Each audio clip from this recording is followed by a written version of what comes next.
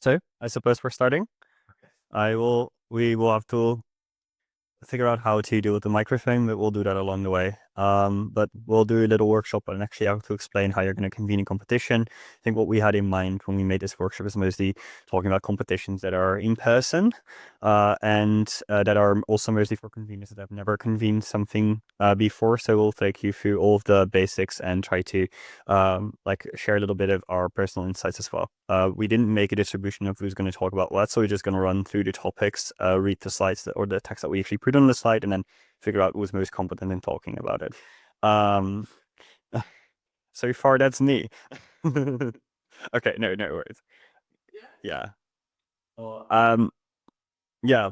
I think this whole workshop is going to be about practicalities and things you can do, but maybe first of all, convening is a quite demanding and on your feet job to do. And often a lot of people aren't very grateful for it. So if you're picking up convening, first of all, you're amazing and you make a massive contribution to the debate society, because not a lot of people actually are open and want to do this. I think therefore you should already be proud of yourself of just picking up the challenge regardless how that goes. And stuff will go wrong. Ultimately, it doesn't matter that much because it's just a competition. You're all volunteers. Take it easy, take a breath. It's all not that deep. I think both of us, when we the first time convened a comp, had no idea what we were doing. There was nobody in our debate society who had any idea what we were supposed to be doing. And we got through it as well. And now we're here convening EUDC. So basically, if you feel like it's just a super big job, you have no idea what to do, don't stress. We managed, you will manage. So there's a shit ton of topics we have to talk about when it comes to convening. And I think it comes down to convening just not being one job, but like a lot of them. And we'll go through some of them chronologically, but I think like the topics that you see on the slide here also are like, you somewhat of a timeline of what you should be doing first and what you should be doing after, what you should be worrying about in the first phase and what you should be worrying about after. Often conveners tend to worry about stuff that often only becomes relevant later, or forget stuff that is quite relevant now because it's boring or it's a little bit hidden. So we'll start with the budget and talk about location, then talk about how to find a team like a CA team, equity, tap team. How to do promotion for your competition, sponsorships, registration, food, socials. Well, you can read it on the slides, right? But like basically this is the timeline for which you should, or like the order in which you should go through these steps, which I think is also quite a nice thing to actually pin yourself to.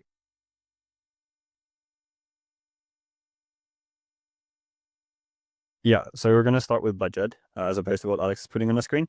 So the thing with the budget is that it is a very good communication tool for a lot of things. A lot of parties will need to know your budget. It's sort of the only thing you can hold on to actually make sure you're still running a viable competition. A lot of decisions are based on money, like how good can your food be, which IAs can you get, which CAs can you get, do you have money for like fun extra stuff or like paying a first drink at the social. A lot of it comes down to just your budget. So getting an idea of what your budget looks like early on is very, very important.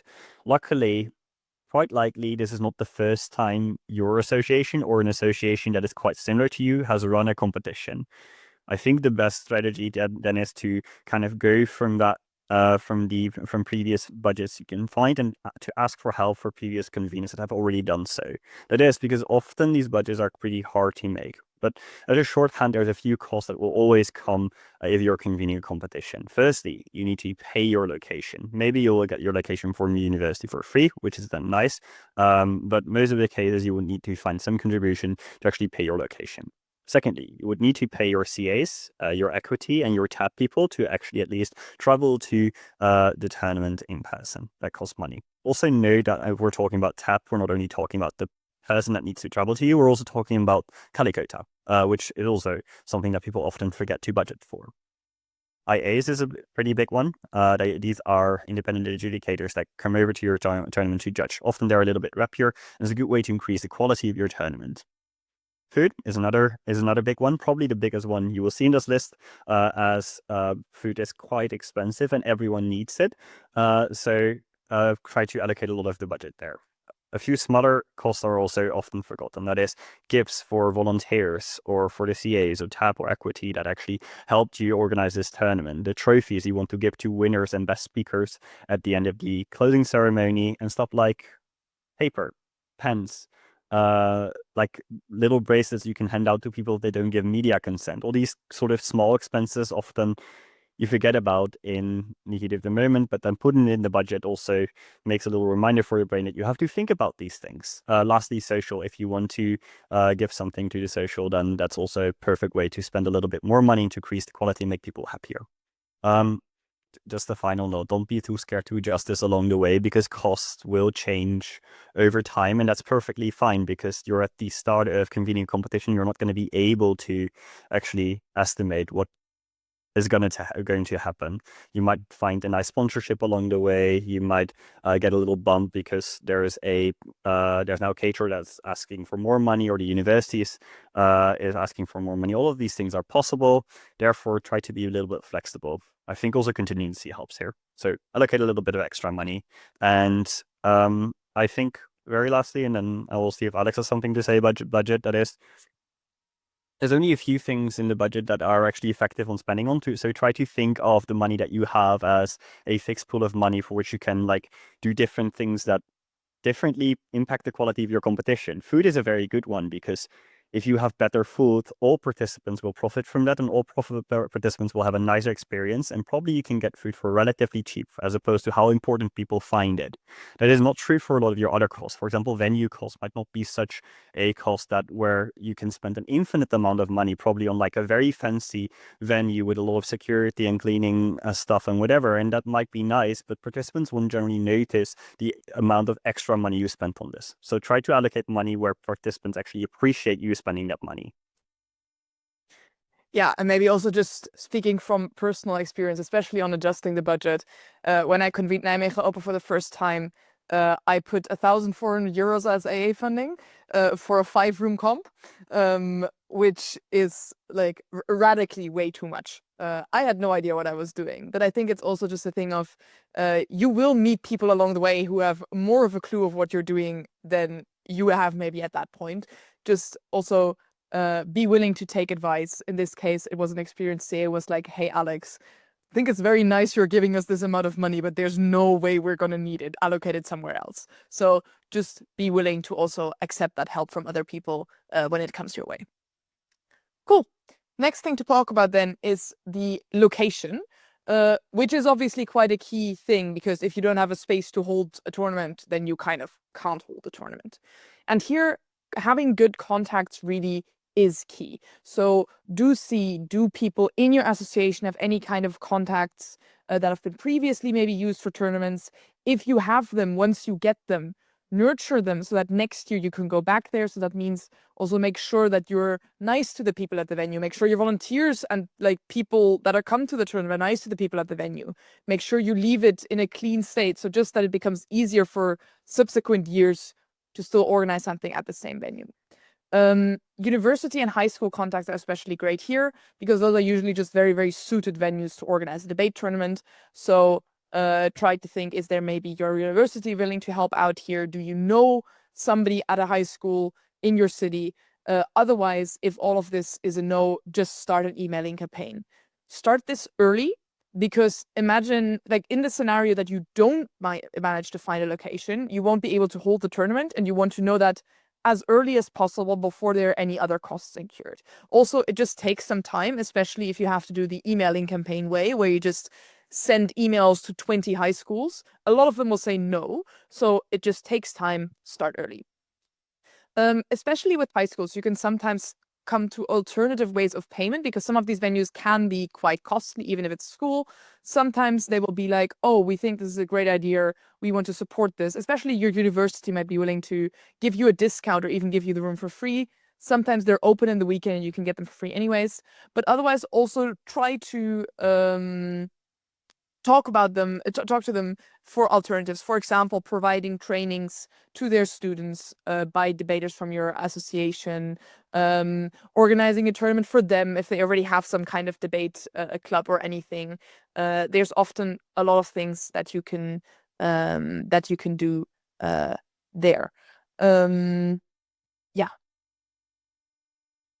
Yeah, maybe just a personal experience on how I realized how you get into better venues. That is, try to find people within these institutions that actually like debating. And I think a common mistake that people make is to talk to people that are in charge of facilities at these schools or universities. I think what you need to realize is that people that are in charge of facilities often aren't waiting for a debate person to come over and have a fun debate over the weekend in their place, because it's just a lot of hassle for them. Rather, I think there's a lot of people in these institutions like high schools that might be very much into debating. So people that are into more of the marketing side of your university, people that are like teachers of a specific language that do debate training on a high school, right? I think these are often the people that you need to convince, who can then convince facilities for you, which is then a nicer way to do it, because you have one person enthusiastic, the other one just has to not mind as much to actually block it, which is a significantly easier way to actually realize a venue, which then also means that alternative payments become more effective because these people are more open to them.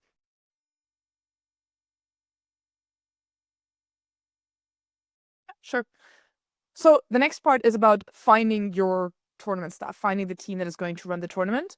And this is something that's often very hard if you are a newer debater, because you obviously need to approach people who have some degree of experience in debating, which requires you, A, to know who to approach, but also B, if you're not in their Facebook friend lists, it's very likely that they will either accidentally or on purpose ignore you because they just don't know who you are. So at that point, try to find people who are well connected to help you. Find somebody in your circuit who maybe goes to a lot of international tournaments, ask them to help you, or go to an international tournament yourself, make these contacts in person. Often, if you are actually there in front of them, you can just ask them immediately, hey, we're organizing a comp, would you maybe be willing to help out? It's also always good to ask these people, then, do you maybe have other suggestions if they say no, and work from there. Also, at the point that you have one person that you found to CA, maybe also somebody in your local circuit who you know has experience, you can also ask them for more recommendations, because not only will they know people who are good CAs, but also they'll probably have people who they like and who they work well with, which means it's also very likely that you then get a team that works together smoothly. So that's very good. There are a couple of things to consider, especially when picking a CA team. Think about the quality of the CAs. Obviously, this is not everything that they have a great CV, but you will want somebody who is experienced as a judge, as a speaker, and ideally, especially if you're in new competition, also as a CA, because having a CA who knows what they're doing is very helpful at the point that you're still figuring out and convening for the first time, but also just massively helps with getting people to your competition, because they see a big name on the CA team. People are often more likely to actually come there. Also, the CA will just know more people to pull to your competition. However, that's not the only thing. I mean, you can pick 4 extremely experienced world's winners. Ideally, you want a little bit more than that. So also look, for example, at gender balance. You don't want an all male or all female CA team. Regional balance. So you probably want somebody from your own circuit to also develop your circuit, but you don't, or like, if you're aiming to have an international comp, you don't want 4 CAs from your own circuit. You want international people because they also bring in international teams. Personal experiences, if you have them, are good. So if you already know somebody and you work well with them, that's great. It's always good to have a CA that you trust, because there will be moments where you need to heavily rely on this team, and knowing that you can trust this person is very valuable.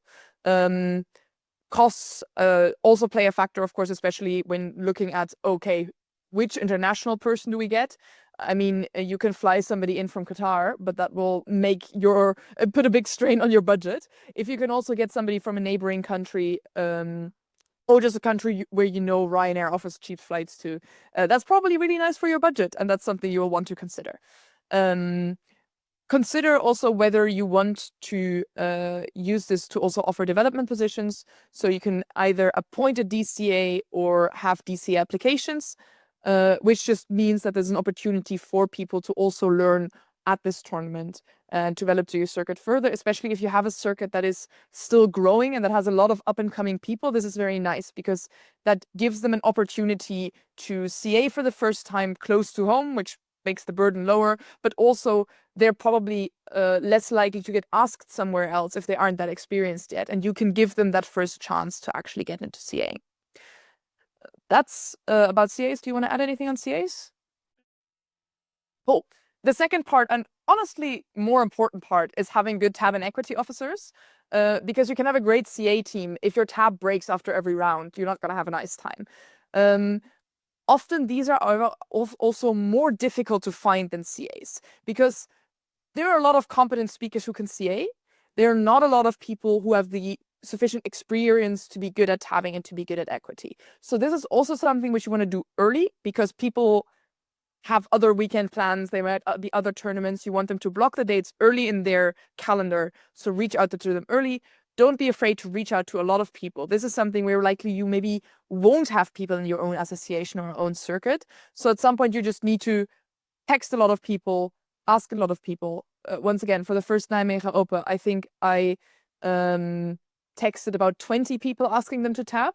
I literally went through the global debating spreadsheet tabs, looked who the tab officer was, and sent them a message. I was that degree of desperate,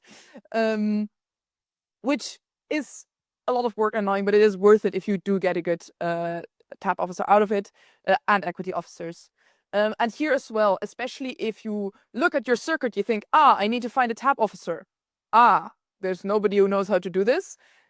Find somebody who's willing to learn it and appoint them as deputy. So for the next comp that's happening in your circuit, there's somebody regional who actually can do that, because you want there to be more of these people so more comps can happen.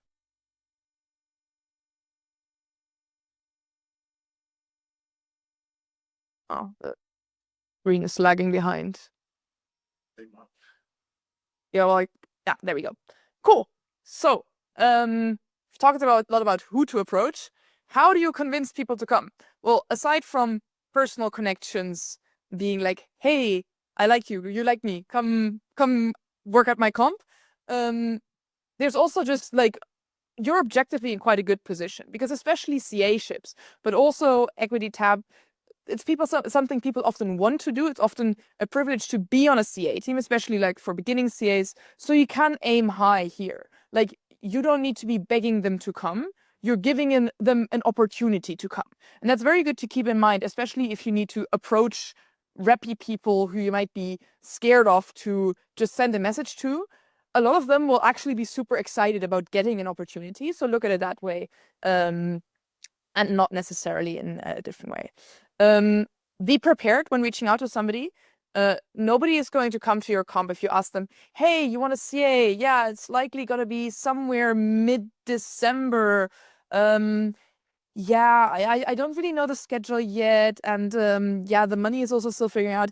You're not offering them a compelling experience there. So know how much money you have, know your dates, know your times, like as much info as you have, prepare that beforehand, so people can also just make a good way of, because maybe they already have like something else that we can consider whether they're going to change plans or not. At the moment that you're able to just give them a clear picture, that might be just the tipping point for them, like rescheduling something or not. And here's that, as I said earlier, recruit early. You might need to contact several people. People also sometimes drop out. I've unfortunately have the experience also that like CAs for various reasons had to drop out, and I had to change the CA teams like 3 times. You can do that if you started 2 months before the comp. You can't do that if you started 2 weeks before the comp. And obviously, like with the clear expectation compensation info just comes looking professional.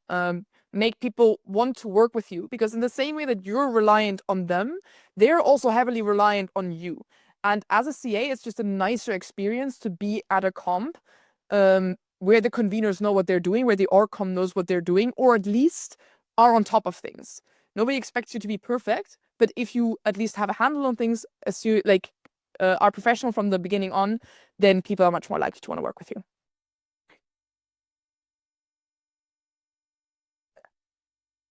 I don't know the next topic actually, but promotion.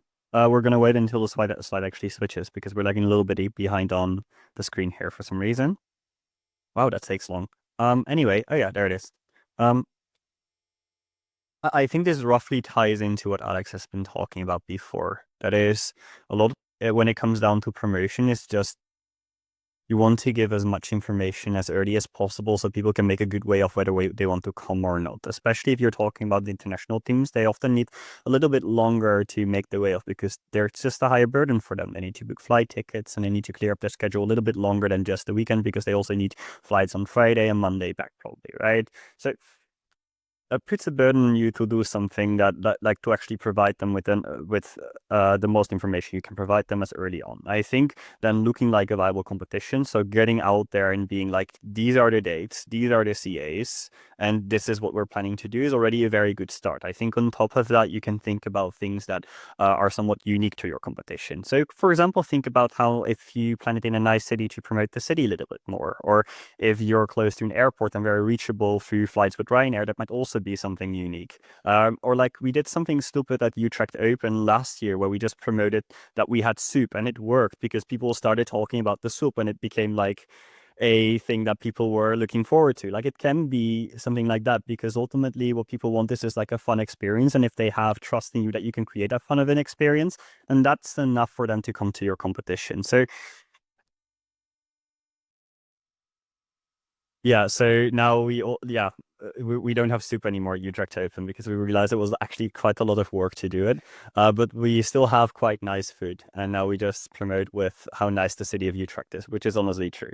I think there's a few avenues which you can use when it comes to doing promotion. That is, firstly and most obviously, there is a global debating spreadsheet out there which has all the events or debate competitions that happen around the world in there. Please put it in there because a few competitions do forget that, and that often means that people just don't know about your competition in the first place. I think this similarly goes for creating a Facebook event. Can say a lot about debaters, but they're boomers, and most of the time they're still on Facebook. That means that at the point where you make a Facebook event, people are going to click on they're interested or they're going to go and they're going to automatically spread it through their network. That's often a very effective way of spreading the word that you have a competition to begin with. That isn't to say that people actively want to come to your competition yet, but at the very least, they know that there's a competition out there. You want to add something here? Yeah, one thing to add on to this is that also by putting it in the global debating spreadsheet and creating the event, you're kind of blocking the weekend for yourself in the sense that you ideally don't want a lot of competitions on the same weekend because people can't be two places at once. Obviously, it always happens, but at the moment that people already know that there's a competition happening there, they might consider a different weekend. So it's also good for you if you already know your dates to do this as early as possible so other people know not to plan a competition on the same weekend. Yeah, that's a great addition. I think to then have people actually come to your competition, you need to like use a few other avenues. That is, firstly, you can just approach associations directly, which is often for me a very effective way of actually getting teams in.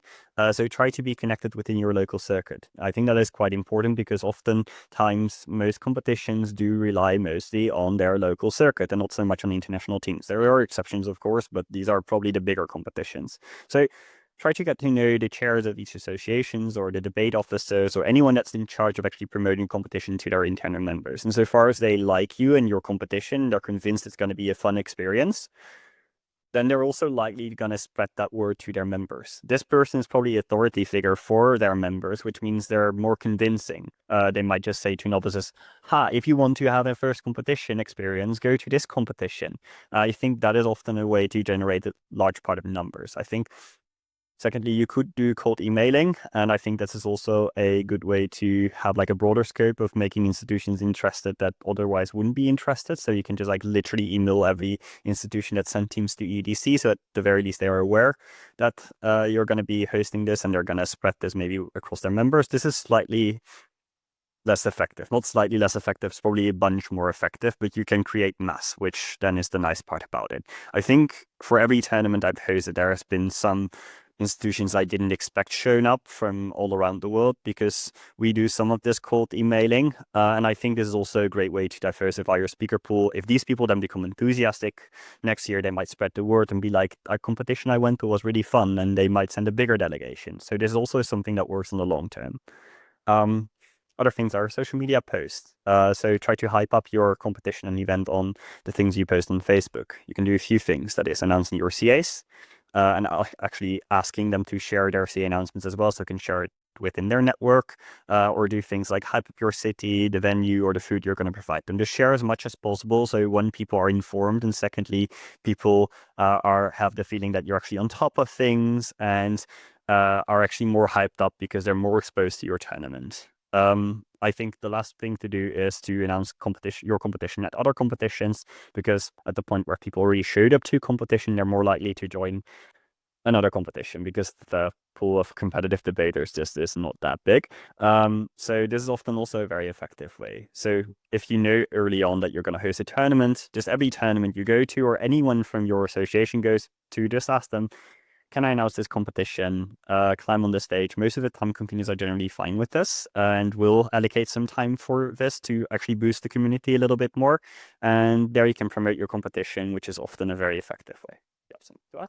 Yeah, one small thing to add on the social media post is that also think about how you're doing this. Don't post all of your CA announcements on the same day at the same moment, because then you get interaction with your comp once. Think about how you want to spread it out. Post it together with, for example, reg opening, IA applications opening, like a couple of days before reg closes, and put it in there that like, oh, reg closes in 3 days. Also, here's our third CA, so that people interact with it, but also then immediately it is tied to something you want them to do, and not just, oh, there's a CA. Okay, cool, moving on.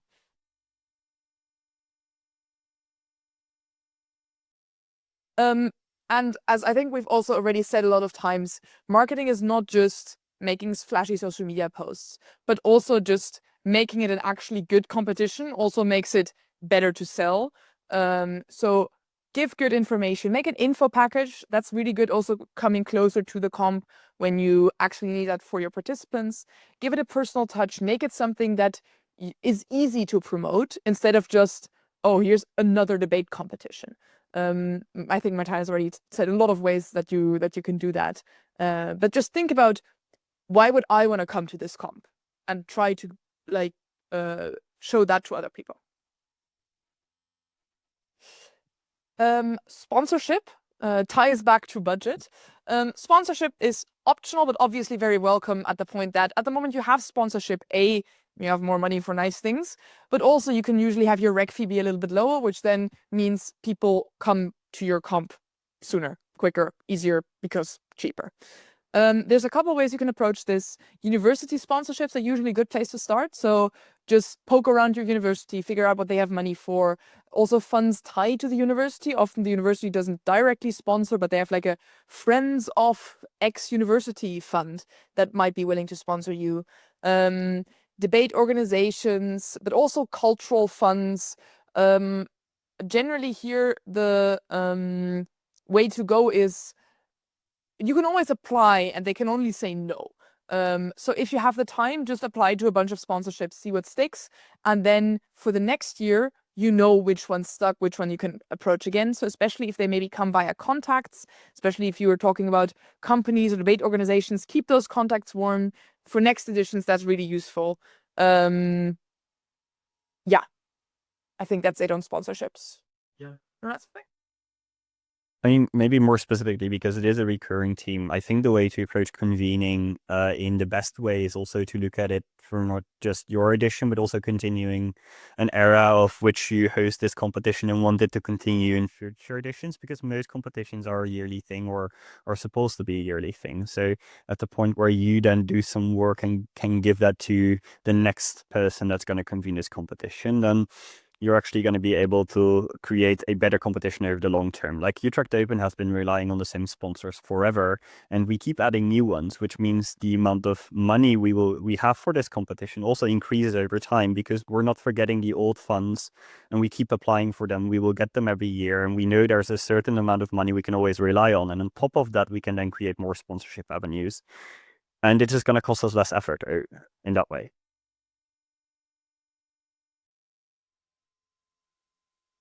But like, what is the next one? Registration. Registration is not that complicated, I think. mostly because there are plenty of examples out there that will actually help you to actually know what needs to be in there. We made a slide for it anyway. But maybe more on the social side of the registration, often teams or people in general are quite forgetful and are very, very, very bad with deadlines. So try to take that into account before you're actually going to be opening registration. Because if you're going to set a deadline, I can guarantee you there will be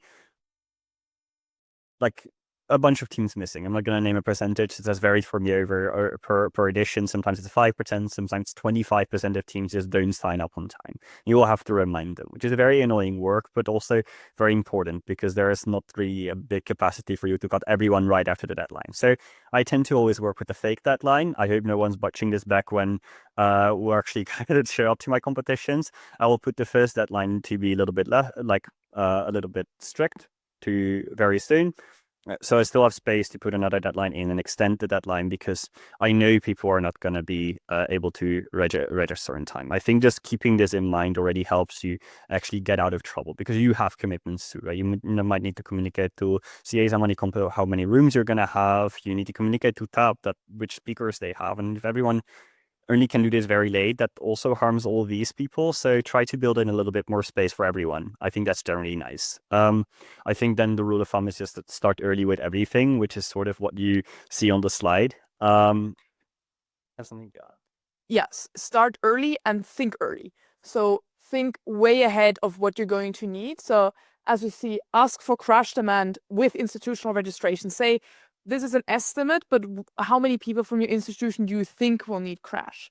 Because if you don't, you'll find yourself halfway through the process, still weeks away from individual registration, trying to figure out how hard you need to lobby for your crash, and you have no idea.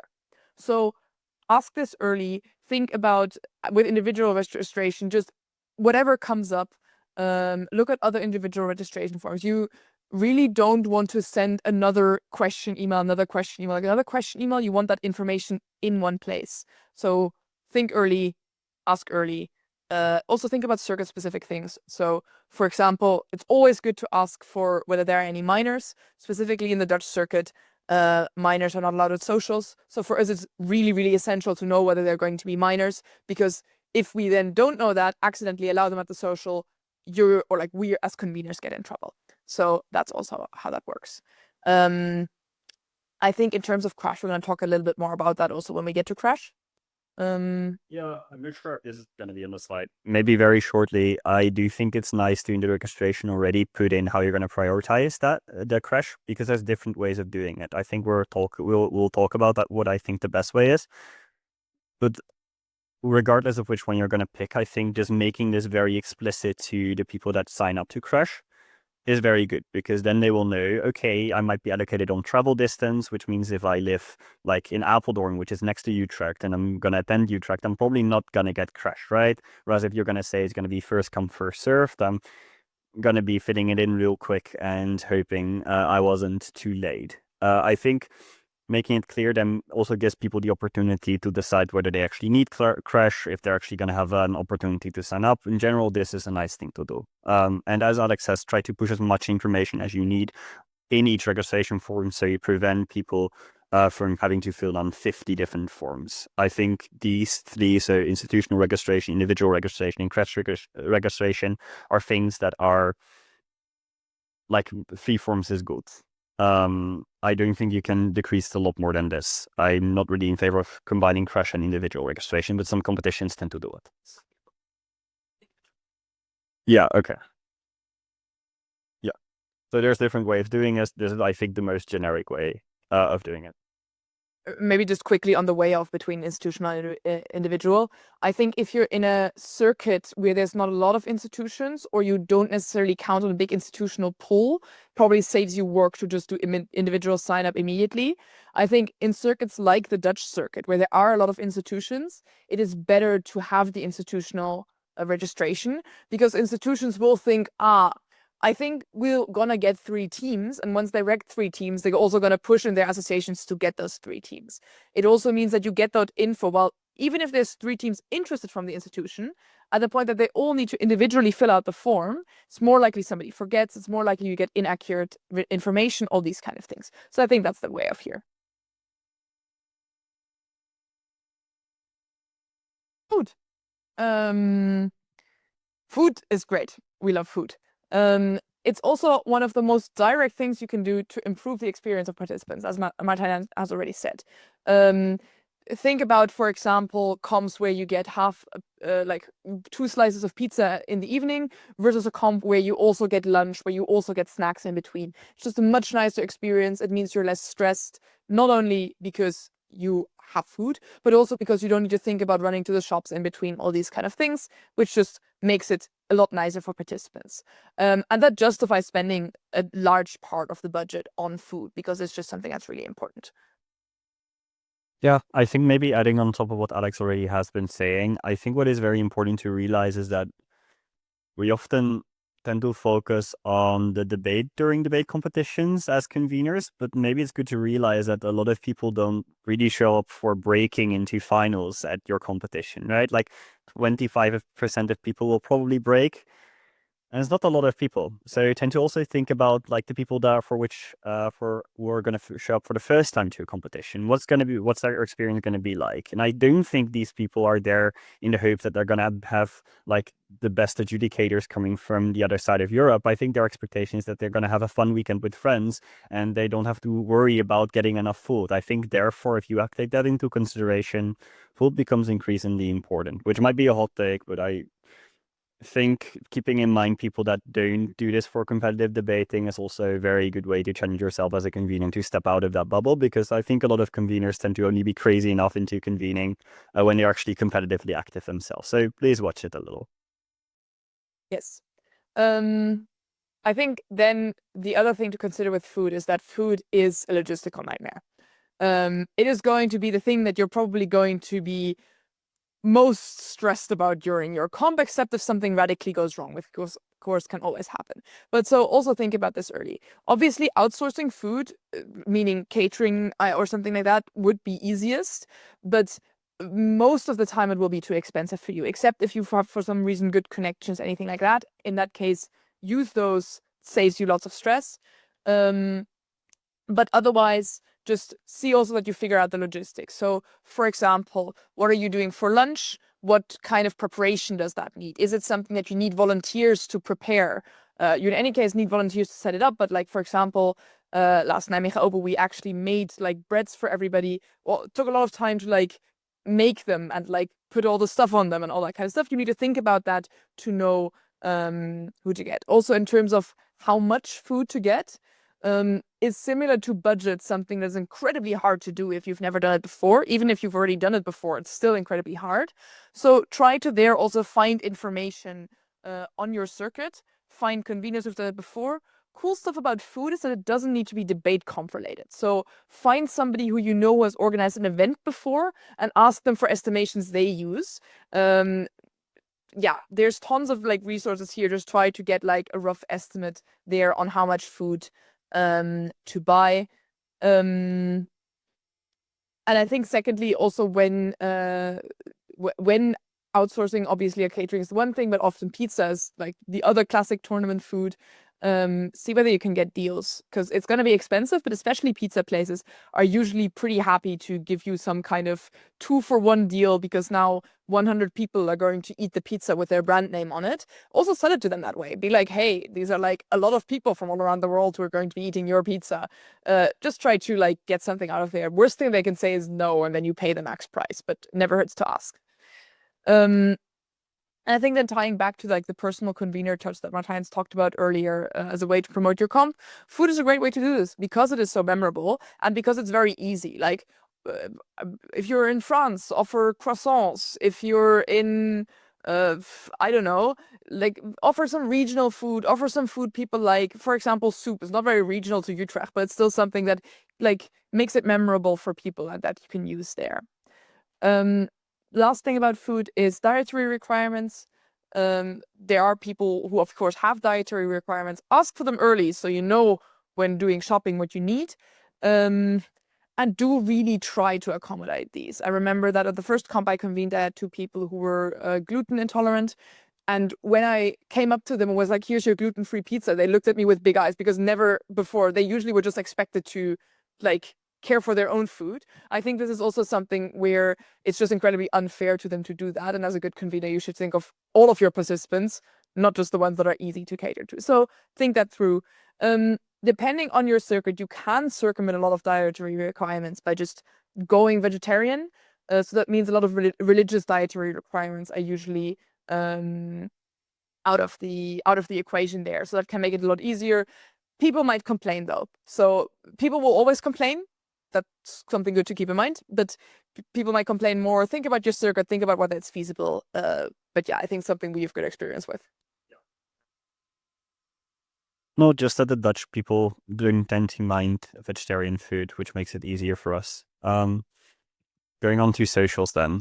I think what is important to realize for socials is that there's never been a social where it has been fun just because of the social plays. But most of the time, what people tend to do after a stressful day of debating is that they just want to talk to their friends because you don't see them that often, or they've been through a lot and they want to like evaluate and keep evaluating all the motions and all the rounds and whether the judge was good enough. Like these tends to be the conversations that happen at the socials, and that's completely fine. So you tend to also accommodate for that, because I think a lot of conveners then tend to stress and think about social venues as something that has to be fantastic. But no, it just has to be a good space for conversation. So try to pick a space that is nice, but that also allows for you to have a bit of a conversation. I remember a mistake that Utrecht Open made in 2022. It was before I convened, I will say that. Yeah, they send us to this very loud bar with loud music and very little space, and we were all crammed up, trying to talk to each other. That ruins the experience, right? So even if they gave us a free drink, which they did, then still I'm not going to be happy at that social. So this is very important when it comes to social. Just create a nice atmosphere. Find a bar that's big enough that wants to host you, and that isn't going to turn the music up to 100. So you're still going to have to allow for like debate yap conversations. I think lastly, socials is one of these things that don't require you to spend a lot of money on, because most of the time when you're asking a bar or any place that sells drinks, if you're going to come over with a big group, they're quite receptive to this idea. And if they're not, you're probably in the wrong place. That is, they generate a lot of profit or revenue just by you coming there, because all these debaters will likely spend some amount of money at the bar, and that's good for them. So try to also leverage this. You don't have to ask for money back or anything, but you might at the very least not want to spend money on a social venue and instead allocate that money on providing free drinks that you still have budget left over, or just don't do anything and save the budget for something that's actually important within your competition, because, well, there's so many things you can spend on. One extra note to put here, though, is it is good to get some kind of confirmation of the social that they're keeping some space free to you. I think that's a mistake Nijmegen Open made in 2022, which I was convening, to be fair. But the bar we went to, we'd called the bar in advance and we told them that we'd come over. They were like, yeah, fine. Then we came there. It was an Irish pub. There was a football game. It was cramped. There was zero space for us. And they were just like, yeah, bad luck, guys. So it's nice to either have a bar that you trust. Maybe you go to a bar with your debate club already. It's also a nice way to give back to them. Or at least get some kind of confirmation of, hey, I'm going to show up with 70 people. You do have the space for that, right? So as to not have to suddenly find a space for 50 people in the middle of Nijmegen in December. It was a great time. This became less trauma dumb. Well, that's what convening is, right? Do I do Crash? I could leave to Crash if you want to. I mean, you have recent trauma, right? More recent trauma to talk about. Cool. Crash. I think the most important thing to realize with Crash is nobody's ever gonna offer Crash. Maybe not nobody. Ex-conveners tend to be the only people who actively reach out to you and are like, hey, I have Crash space. You will need to beg. You will not only need to ask, you will need to beg. So prepare for that. Usually this is another thing you want to start early, roughly around the time that you have your institutional registration closed. you want to start looking at crash. That's also where you ask crash demands there. You have now a rough overview of how much space you need. Start recruiting.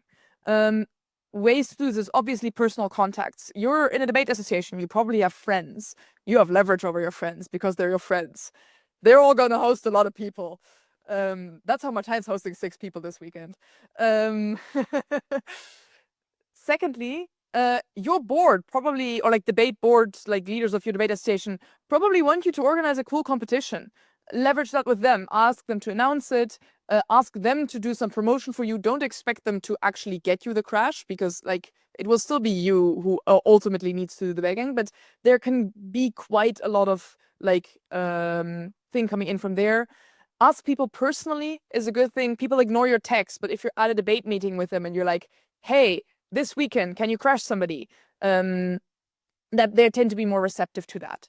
I think the second thing it is good to do when getting crash, obviously, knowing how much crash you have is one. Secondly, find out what kind of crash people can offer. Like, it's good to tell them, hey, just a floor space is fine, but you will want to know whether it's just a floor space, whether they have a sleeping couch, what nights they're willing to accommodate. So some people maybe are not that into debating and don't feel comfortable having somebody in their house for 3 nights, but are willing to offer 1 night of crash. That's stuff you want to know, so you can take that into account when doing allocations. When it comes down to allocations, as Martijn has already said, it's good to early announce what the expectations are. So for example, also, if you know already from the beginning that you have so little crash that you're not going to be able to accommodate the majority of participants, it's, for example, good to already say you can only apply to crash if you have more than 2 hours travel distance, or only international participants, all these kind of things. And then indeed be clear. Usually, what I think both of us consider to be the most fair is travel distance, because it's not really fair if I get crash in Utrecht from Nijmegen because I was first to sign in, but I could also just take a train back at like 1 o'clock in the morning, while somebody who flew in from the UK now needs to sleep in a hostel and spend extra money on that. So usually that will be a good, nice way to do it. You can also supplement it by saying first on travel distance, and within the category of people that qualify in the travel distance, first come, first serve, because you do want people to also fill this in early.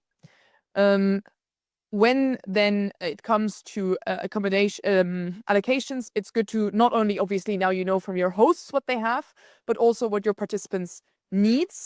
And there are a couple of things here to take into account. I think the most obvious for people is usually hard crash, soft crash. So hard crash meaning just the floor space, soft crash meaning, well, in debate land, anything that's better than that. Which also means that it is hard for people to sometimes estimate what soft crash is.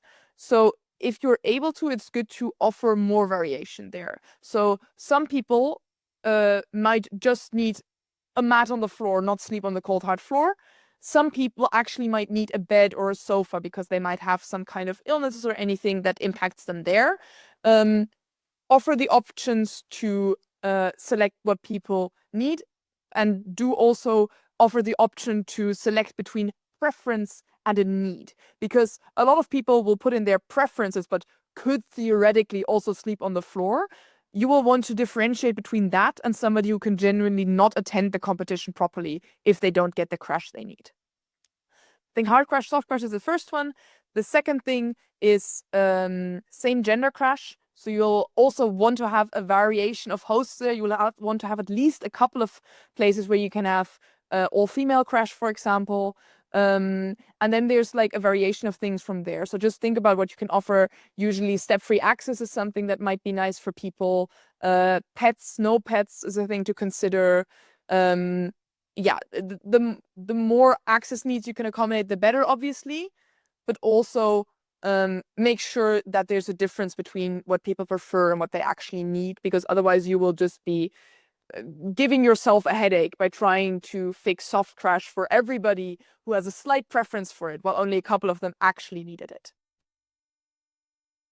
Maybe a slight addition, which is maybe also somewhat controversial. Getting crash is hard, and there's often quite limited amount of crash that you can give. That is therefore often also a little bit hard to promise people the requirements that they might have. and you will have limited amount of soft crash. So try to get as much information as possible, try to ask all the preferences, and from there make the allocation as fair as possible. The more information you get, the fairer allocation you can make, but please don't feel guilty if you can't accommodate everyone's preferences, because that's just the state of the world where, well, not a lot of people want to offer crash, or your association might just be too small for the competition you're hosting. And I think that might be something that Utrecht is currently considering as well. Like, it's a smaller member base to fish from. To find crash in the tournament has increased in size quite a bit over the past years. It means it's often quite hard to accommodate this to the fullest extent. Yeah, that's absolutely true. One more addition actually is when doing crash, don't forget that you also have CAs. Because sometimes you will just look at, oh, I have 10 people requesting crash, and then there's, oh, wait, there's also 6 more people I need to accommodate. Usually, you obviously do want to give your CAs crash, you want to give your equity crash, you want to give your tab crash.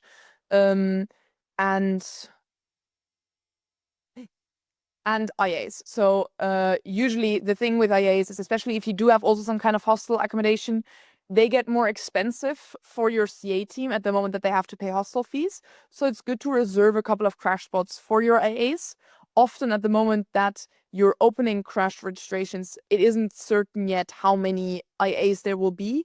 So just ask your CAs how many IAs do you think you will have, or tell them, hey, I can reserve X amount of crash spots for your IAs, so they also know what they're working with. Maybe in the very last edition on crash, also tell CAs whenever you're closing and gonna allocate the crash spots, and give away IA spots if they haven't filled them. Okay, cool. Getting into volunteers then. Well, debate competitions don't only run on you as a volunteer, but also on a whole bunch of other people. Luckily, if you're lucky, I've seen competitions where it's just like a one-man show, which I don't think is a very nice way to convene your competition. So what you want to do is to actually find people that are willing to help you along the weekend. Again, I think the best way to actually do this, I haven't put it on the slide, but I think the best way to find volunteers is also just like using your personal contacts. Like, ask your friends, they're most likely to help you out, because ultimately most of the tasks that they have to do are somewhat, well, not the nicest things to do, and they have to give up their entire weekend. Also, board members from your association or people that are generally involved in, like, and have some stake in the competition are more willing to help here. There are a few things for which you need volunteers, roughly today. That is, firstly, you just need them for general logistics. That is, putting the food out or even preparing the food. That is, pointing people the way that they need to go and help them navigate the venue, especially if your venue is a little bit more complicated. You can make this easier for your volunteers by, for example, putting on signs, or like making your food a little bit logistically nicer. So also think about this in a hybrid, like how many volunteer capacity do I have? What does that mean for what I can do and what I have to prepare? I think that is generally the logistics side. There's 2 things which you can't really do anything with. You will always have to do this. That is, firstly, ballot running. Like, judges tend to take a little bit longer than they're supposed to take in any general round. So you would need to have volunteers that are somewhat dominantly knocking on doors and telling judges to hurry up, because otherwise the competition is going to be delayed. That is important, because often if there's a delay, that harms everyone, because everyone will be debating for longer. And I think that is quite disrespectful for the competition to be doing, right? So you can be a little bit meaner to judges there. The other thing is you might need swing teams, because debating is a sport where 4 teams debate against each other. Well, sometimes you're not going to have an amount of teams that's strictly divisible by 4, which means you need more teams. These teams are called swing teams. These swing teams don't really, it doesn't really matter what they do. They just have to be there and participate in the debate to somewhat the generic level. So try to account for this. I think the best way to do this is to aim for 3 people at least. What that allows you to do is to be a little bit flexible, because all of these swing speakers could technically iron speak, with which you create 3 teams. So even if you have an amount of teams that is like +1 divisible by 4, if this still makes sense. So you would miss 3 teams to actually fill all the rooms, then you can allocate 3 swing speakers on each team. If you have more than that, that's also fine. You can just make more teams of it, right? one important addition here is that you will obviously know beforehand the amount of swing teams you need, but have at least one swing speaker as a backup, because even if you already have 3 swing teams and they're all prepping, it can always happen that at the beginning of the round, suddenly there's a chair with, I'm missing a team in my room. And at that moment, you need a swing team there. So it doesn't matter that even at that point, the number of teams would become divisible by 4 again, because the round has already started. So you just need a person to speak there at that moment. Keep a person behind. Also this is usually somebody who needs to be a little bit more comfortable with speaking on the spot, because if you're unlucky, it's OG and they just need to walk in there and give a debate speech. You can also do it yourself. Depends on how comfortable you are with that. It is stressful. It can also be fun. Yeah, but keep that in mind. So not only swing teams you know beforehand you need, but also keep somebody on the backup on the day itself. That was a very fair addition. I think there's more to say on volunteers. That is, a lot of the tasks that we talked about are combinable, so you don't have to allocate volunteers on separate tasks of them. That is, people can swing, and if they're done with the debate, they can ballot run, which is, if you just think about it, like very different times within the tournament. They don't have to wait for their own, like for the delib and the call and everything, right? Their swing speaker. So that is something that you can combine. For example, might be true for navigating people on the way, then preparing food as well. So try to think of tasks not as separate tasks which you allocate to volunteers, but try to think of of the timeline throughout your competition. I think a volunteer schedule is therefore very handy. So try to write down when is what needed, where do these volunteers then have to be, and who's going to be responsible, and try to make that for the entire weekend, and try to like share that with your volunteers so everyone knows what they're supposed to do. I think even if everyone's supposed to like knows what they're supposed to do, it's still nice to give one person the responsibility and the overview of the entire thing. So you're gonna have one contact person which all information actually centralizes. That makes it nicer for volunteers to actually know who they can approach, and it also makes it nicer because you will always know this one person that will that technically knows everything. It doesn't do say that they're not going to make any mistakes or they're going to do everything great, but at the very least, then you know that person is responsible and in a better position to make decisions. That is worse if like everyone knows a little bit, then you have to figure it out in a stressful moment, who's supposed to be running the ballots or to be in room 2 for swinging OG. I think these are often a little bit stressful because convening during the tournament is often very rushed, as in things will happen and pop up out of nowhere and you will have to deal with it on the spot. Yeah, I can talk about it first. I think I already talked about it for a little bit at the start. That is, during the weekend, you will encounter so many issues that you haven't thought of before, and that's completely fine. I think I've never convened a competition where everything went great, and it can be small things like they didn't write the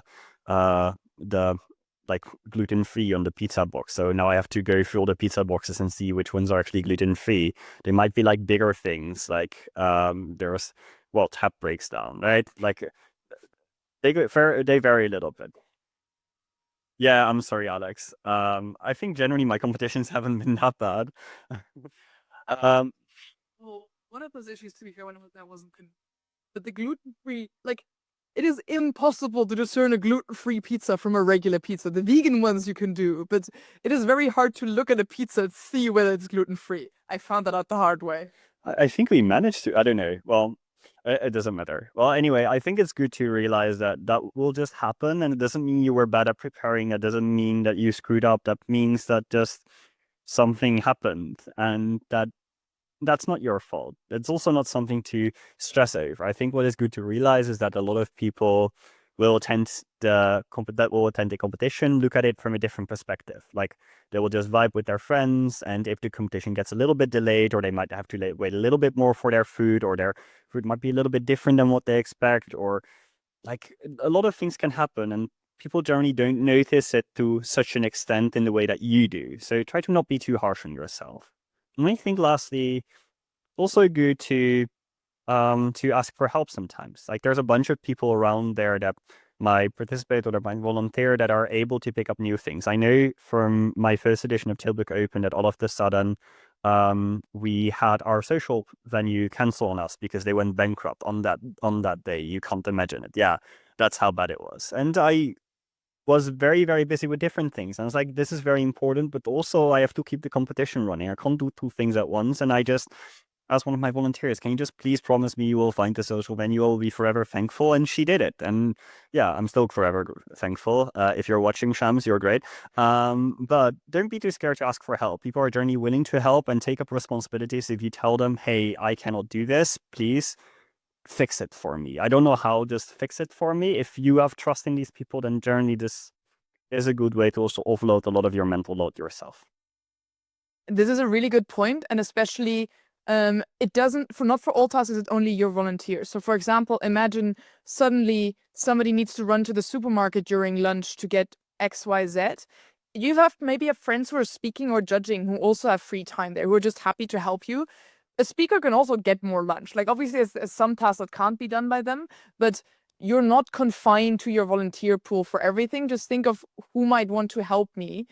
I genuinely once just got a completely debate unrelated friend of mine to help me out for a competition because I couldn't figure out how the coffee maker worked.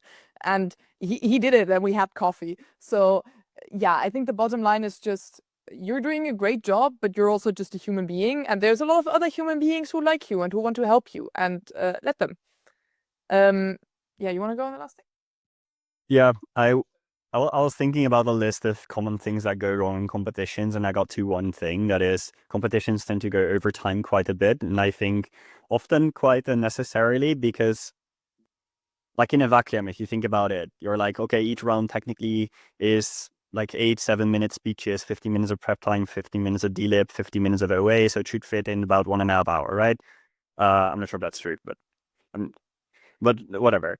I think 1 hour and 45 minutes, right?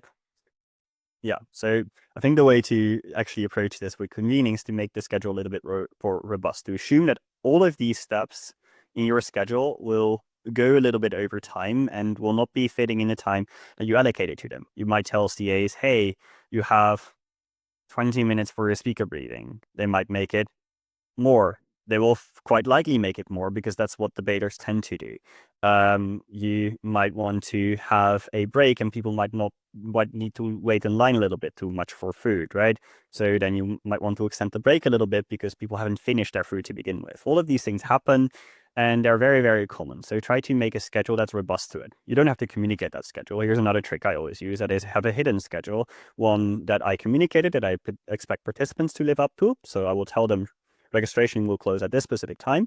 I will have a hidden schedule next to me that actually tells me, oh, I have a little bit more time than this in case something goes wrong, because people will show up late and I don't want to cut them in immediately if they show up 2 minutes late after registration, because now the briefings were already supposed to happen, right? So try to accommodate for this a little bit. Yeah, one thing to add on schedule, because I think everything Martijn said is absolutely correct. I think when making a schedule, it's another thing that's hard to make from scratch, a bit easier than the other two things, but look at other tournament schedules. And something to just generally keep in mind is for like a regular round, I usually do 2 hours, but I always really want to be on the safe side. For round one, you want to have even more time scheduled, because round one is where everything goes wrong. Because it's just like the first round of the day and people take longer for everything. And like round two draw might also take the CAs a little bit longer, because now suddenly they have a lot of info on judges they didn't have before. So they take more time to make the draw. These are things you want to accommodate for. So make round one a little bit longer. You can cut on that in the closed rounds. So closed rounds obviously don't have an OA and or feedback. So there you can just cut a little bit and make your schedule a bit quicker. We're running to the end, but I think this is also pretty much one of our last slides. So just quickly going through that. Obviously, once your competition is over, you want to crash. Do that. Give yourself a day to just crash and like relax. But do remember that there's some other things that might need to happen. Pay your IAs. Really, really important. Look whether there's any sponsorship requirements, reports that need to be written, and think about the next edition. So share your budget, share your contacts, write stuff down. There's a lot of info in your head now. Put that on paper so that the next person has an easier time than you have. That being said, obviously there are not a lot of people here to ask this question, but if you have questions, do reach out to us, DM us. We're happy to also trauma dump over text. We have a lot of experience. We both learned it the hard way, and we'd be very happy to help other people learn it in a less hard way.